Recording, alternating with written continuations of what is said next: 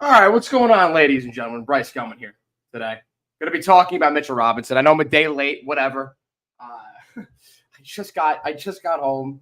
I just got back into the city from being away. So we're going to be talking about Mitchell Robinson. We're going to be talking about the news, of course, if you missed it yesterday, that Mitchell Robinson will be out for the start of the season. He's going to probably be out until December or January with, the surgery to his ankle. It's just a tough blow to the Knicks. At a time they really don't need it.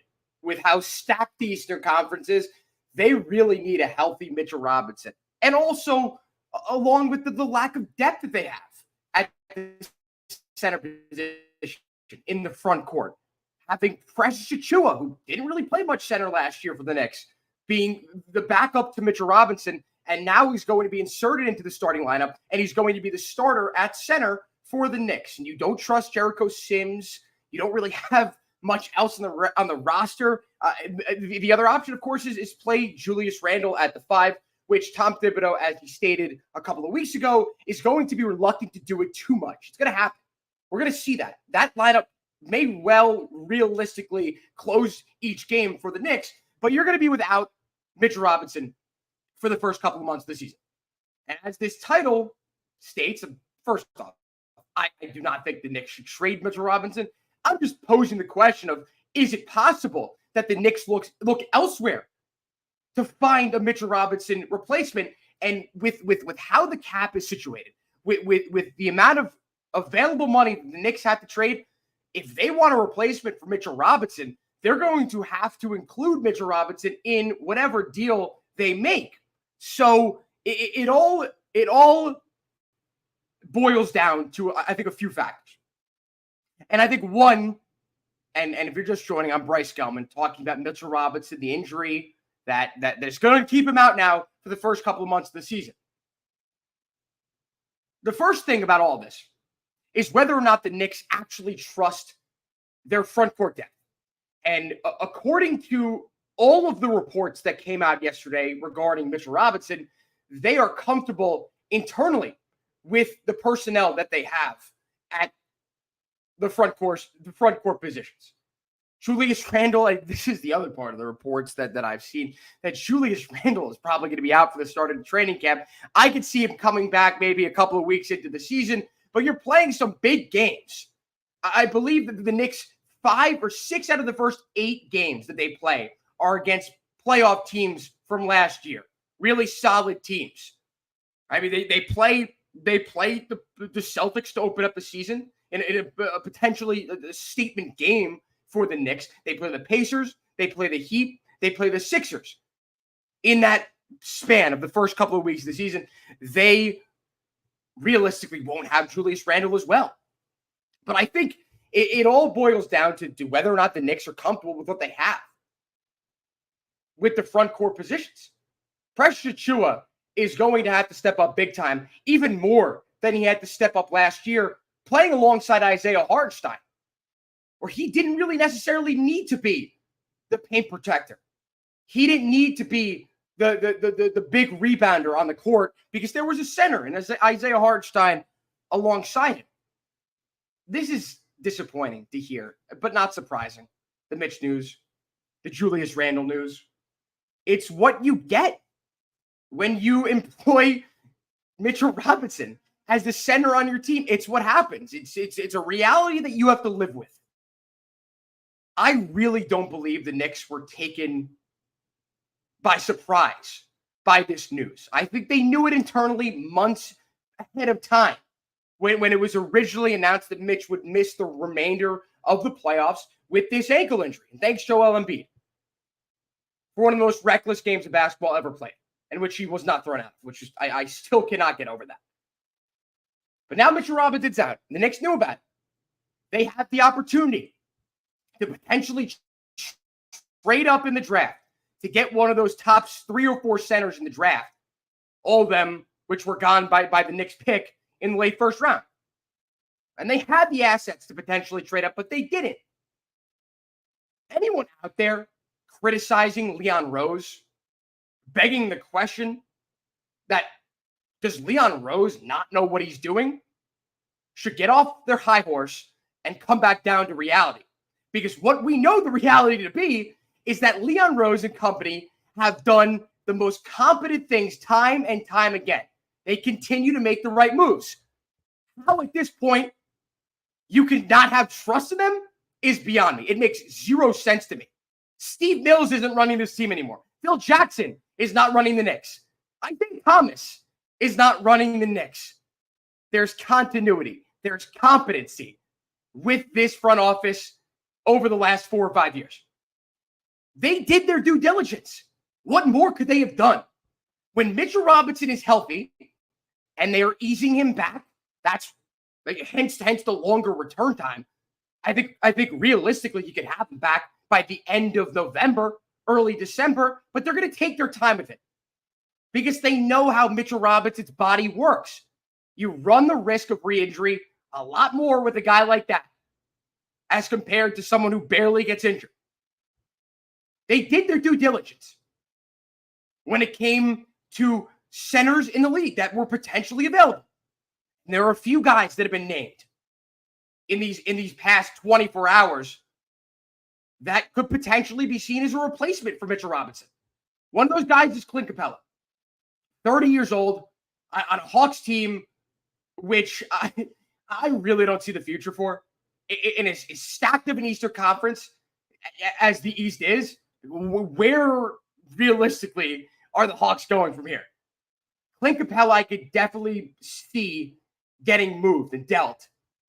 If not in the middle, in the early parts of the season by the trade deadline. I just don't see how he fits in to this Hawks team, especially when they've got Okongwu on the bench.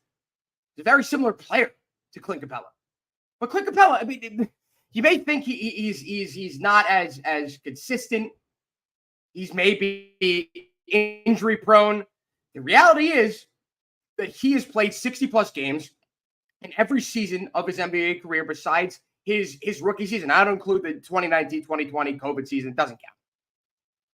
He has averaged 10-plus rebounds in every season of his career since his third season in the league. And one season averaged over 14 rebounds a game. So you may say to me, well, Bryce, why don't the Knicks go out and trade for Clint Capella? Because to get Clint Capella, you have to give up Mitchell Robinson and more. Mitchell Robinson, as good as he is when he's healthy, you'd have to take into account his lack of availability. Unless your name is Joel Embiid, availability counts a lot when we're talking trade value. And the amount of assets that another team would be willing to give you for said player.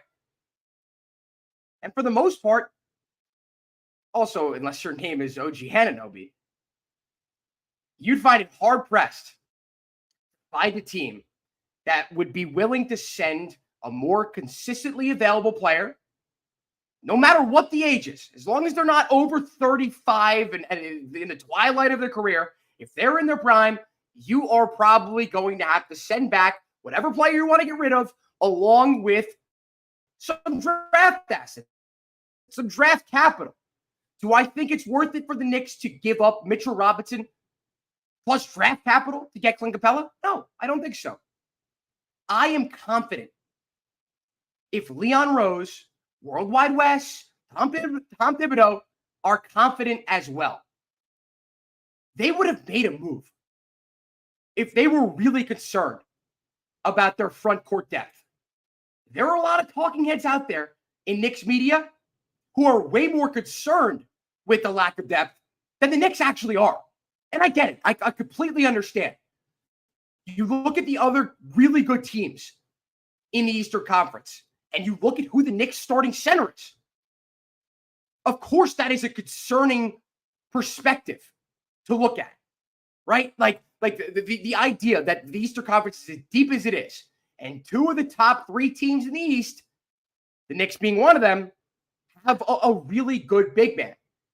The Celtics are going to be without Kristaps Porzingis probably past the point in which Mitchell Robinson eventually returns. And of course, the Philadelphia 76ers have one of the top 10 players in the NBA in Joel Embiid. There are a variety of ways in which the Knicks could have went about addressing their backup center position. And I think the option they eventually chose in just re-signing Precious Achiuwa was the best option on the table. Trading multiple first-round picks for Walker Kessler? I mean, come on. The Knicks didn't do it in 2022 and trading for Donovan Mitchell because they understood that Danny Ainge is smoking crack with these trade proposals. And they didn't do it again when it came to Kessler. I think the Knicks are comfortable with where they're at. They're going to have a month and a half, potentially a little bit more than that, and potentially a little bit less than that, with a healthy Mitchell Robinson, along with the rest of this collective Knicks team, this new look Knicks team with Mikal Bridges. The Julius at the 5 lineup may work out very well. We talked about it so many times here. And if you're just joining now, I'm Bryce Gelman, talking about Mitchell Robinson, his injury, the timeline of his injury, potential trade options. But I've talked about this plenty of times. Is the switchability, the versatility of this Knicks defense allows them to have Julius Randle at the 5 for extended periods of time during each game. Whereas before, you might be a little concerned with the lack of defensive prowess on the wings.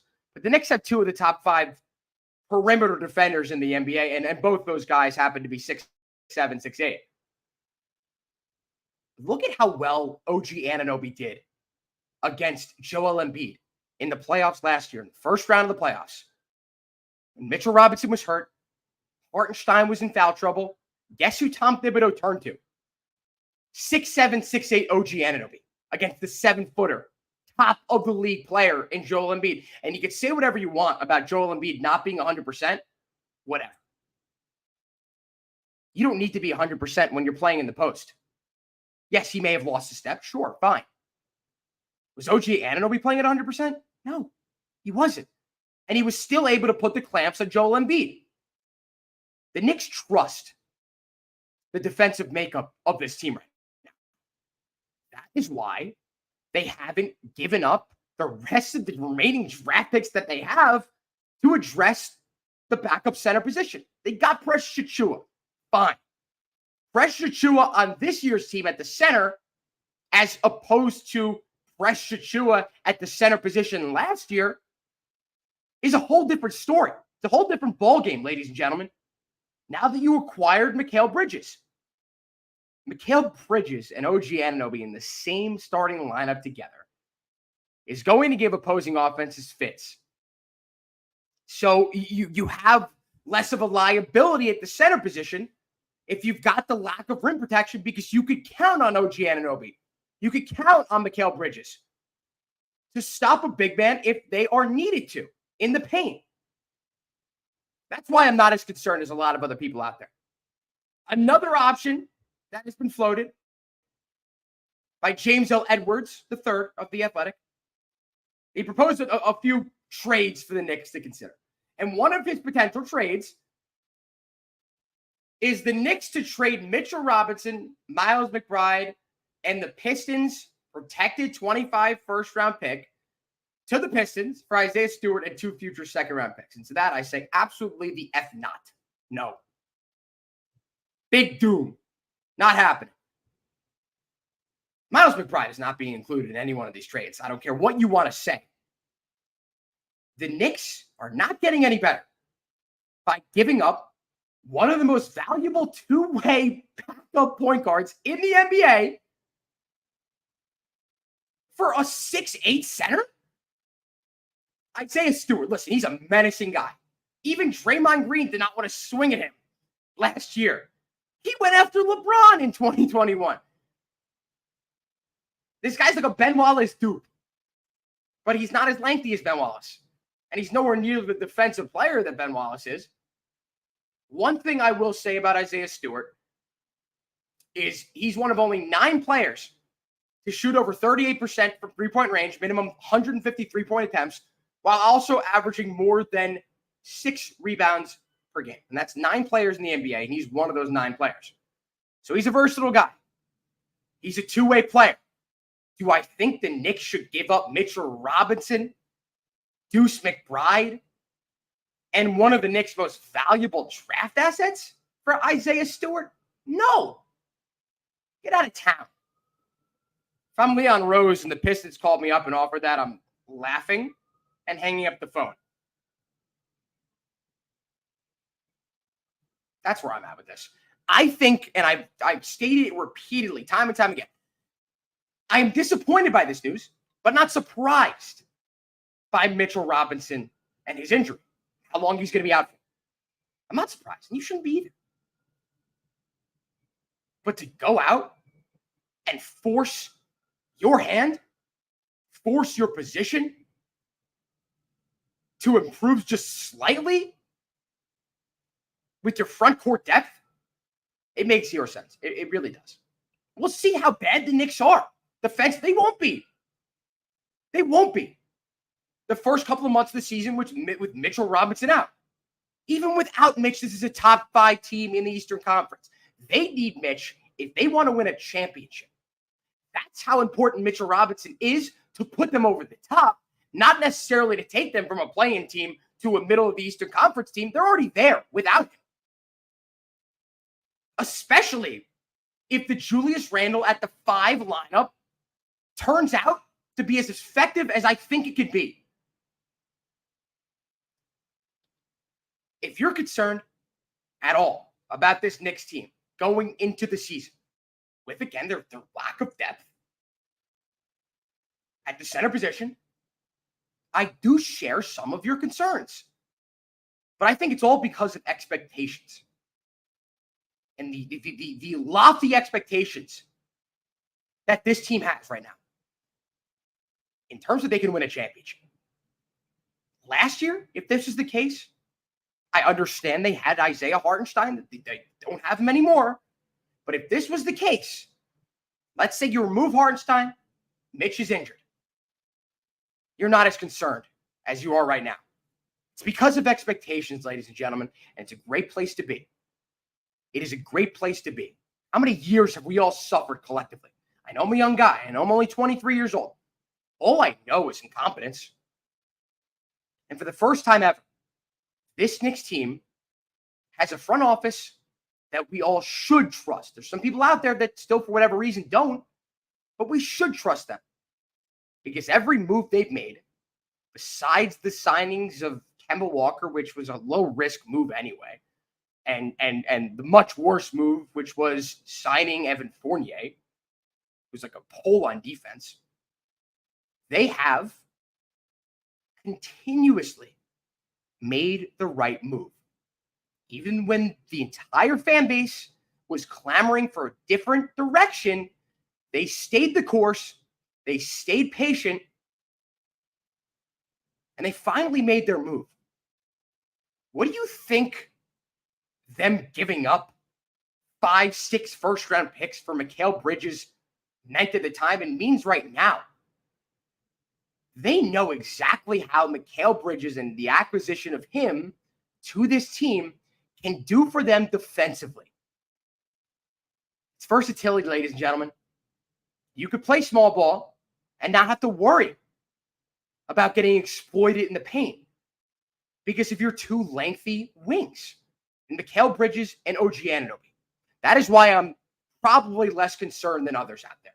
But again, I do understand where you are coming from. If you look at this as a problem, what are you going to do? Mitchell Robinson is the center of the New York Knicks. He's the longest tenured Knick on the roster. You know, it's good for a change to keep a guy who's been here for so long.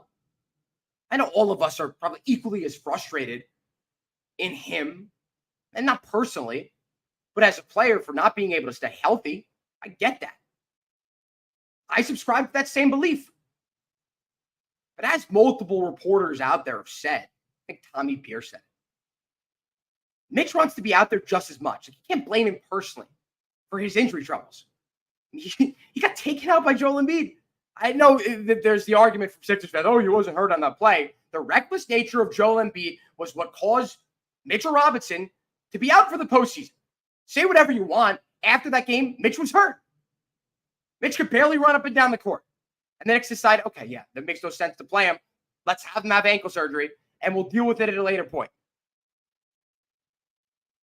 I'm confident in this team. But I also understand the concern. But this is good concern, guys. This is a good place to be in. This isn't concern that this roster makeup is not good enough to compete, to make the playoffs, to even make the play-in. We know where this team could be headed. And that's championship. That's why we want the best team possible. Sometimes it just doesn't make sense to make the too obvious of a move, considering the trust that you have in your guys that you already have on the roster. The Knicks have done everything they needed to do. They've done their due diligence in exploring the rest of the league for potential backup options. If all goes to shit in the first half of the season, the Knicks will be able to go out there and get someone who's on the trade block before the deadline. So there's no reason to worry. It's not time to panic. It's not time for Mitchell Robinson's time with the Knicks to be over. And it's not time to propose awful mock trades. That's all for me today. I needed to get this off my chest because there are a lot of people out there that are way too concerned. The sky is not falling, ladies and gentlemen. The Knicks just have extremely high expectations. And this is what comes with high expectations. Mitchell Robinson, hurt Mitchell Robinson, does not drop this team into the play-in conversation. They're still a top team in the East with or without him. So let's relax. Let's take a chill pill. He'll be back before the middle of the season, before the deadline. The Knicks will be able to make a decision on what they have at that point. That's why I'm not concerned. All right, that'll do it. I'm Bryce Gelman. Thanks, everyone, for tuning in. And I will speak to you all later this week.